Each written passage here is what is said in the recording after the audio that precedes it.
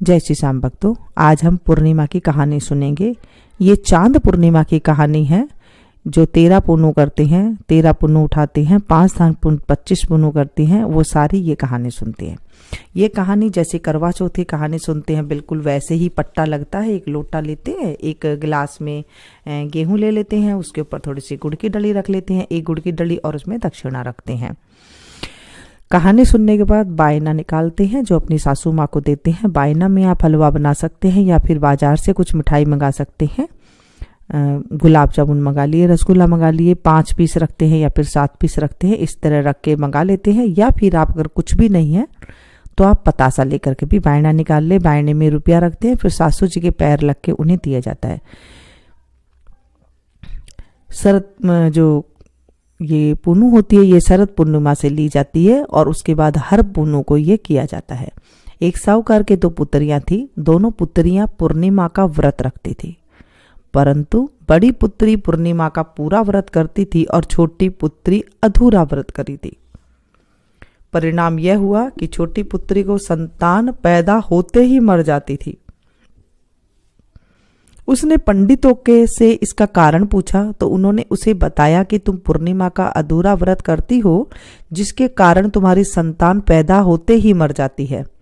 पूर्णिमा का पूरा व्रत विधि पूर्वक करने से तुम्हारी संतान जीवित रह सकती है। उसने पंडितों की सलाह पर पूर्णिमा का पूरा व्रत विधि पूर्वक किया। उसके लड़का हुआ, परंतु शीघ्र ही मर गया। उसने लड़के को पीढ़े पर लिटाकर ऊपर से कपड़ा ढक दिया। फिर बड़ी बहन को बुलाकर लाई और बैठने के लिए वही पीढ़ा दिया। बड़ी बहन जब पीढ़े पर बैठने लगी तो उसका घाघरा बच्चे को छू गया। बच्चा घाघरा छूते ही रोने लगा। बड़ी बहन बोली, तू मुझे कलंक लगाना चाहती थी क्या? मेरे बैठने से तो यह मर जाता। तब छोटी बहन बोली, यह तो पहले ही मरा हुआ था, तेरे ही भाग्य से जीवित हो गया है, तेरे पुण्य से ही यह जीवित हुआ है।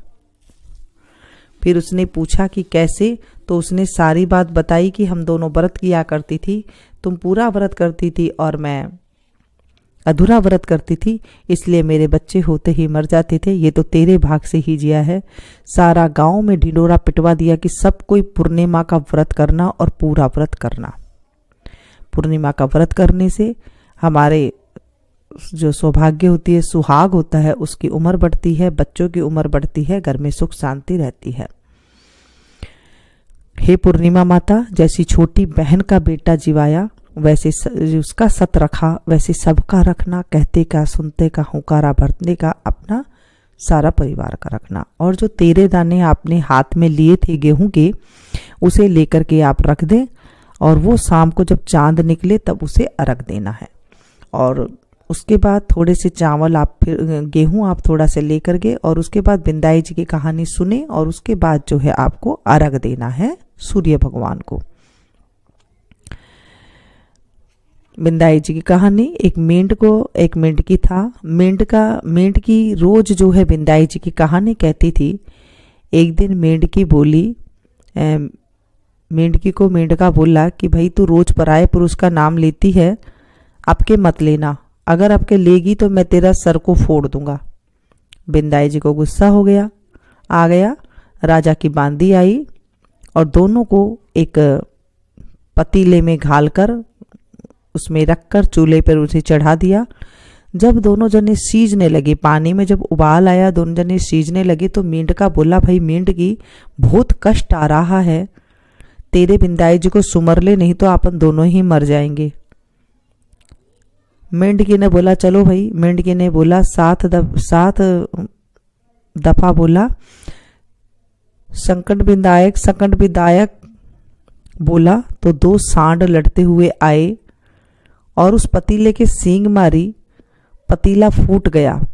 मेंढकी सरोवर की पाल में चले गए। वहां पर सरोवर था पानी का, तो उसमें चले गए। हे बिंदाई जी महाराज, जैसे मेंढ का कष्ट काटा, वैसे ही सबका काटना। कहते का, सुनते का, हुंकारा भरते का, सारा परिवार का निकालना। जय हो विनायक जी महाराज की जय। जब पूर्णिमा पूरी हो जाए तो उद्यापन करते हैं। उद्यापन में देखिए, तेरे पूर्णिमा का जब व्रत करने के बाद फिर कार्तिक की पूर्णिमा आती है, यानी कि कार्तिक की जो पहली शुरुआत होती है, तब उस दिन उजमन करते हैं। अगर करवा पूनू करी है तो करवा देते हैं, करवा हर महीने करवा देते हैं, या फिर आप एक बार करवा के बदले में चांदी की घंटी मेवा भरकर रुपया रखकर दे सकते हैं, क्योंकि फिर मिट्टी का करवा तो 13 करवा हम क्या करेंगे, या फिर चीनी का करवा देते हैं, या फिर आप जो है जैसी आपकी सामर्थ्य हो, या फिर आप चांदी की एक घंटी मंगवाकर उसमें मेवा भर कर रुपया रखकर और बायना निकाल करके सासू जी को पैर लगकर दे देते हैं। अपनी सासू को देते हैं, सासू नहीं है तो ननद को देते हैं, ननद नहीं है तो जिठानी को देते हैं, जिठानी भी नहीं है तो आप किसी बामने को दे सकते हैं। अगर चूनर पुनू करते हैं, जैसे चूंदड़ी होती है ना, ओढ़ना ओढ़ते हैं, चूंदड़ पुनू करते हैं, तो एक चूंदड़ी लेते हैं, चीनी लेते हैं, रुपया पर बायना निकाल करके सासू जी को देते हैं, और 13 चूंदड़ी ब्राह्मणिया को देते हैं। अगर आपके सामर्थ्य नहीं है 13 चूंदड़ी देना, तो आप ना देकर सिर्फ सासू जी को भी दे सकते हैं। अगर चूड़ा पुनू कर रहे हैं तो एक चूड़ा, चीनी, रुपया बायना निकाल करके वो तो सासू जी को देते हैं, और 13 चूड़ा ब्राह्मणी को देते हैं, और या फिर अपने से बड़ी हो उन्हें दे देते हैं। और आपका मन हो तो आप जो है उस दिन ब्राह्मणियों को जिमा भी सकते हैं। ऐसे करते हैं पूर्णिमा का उद्यापन।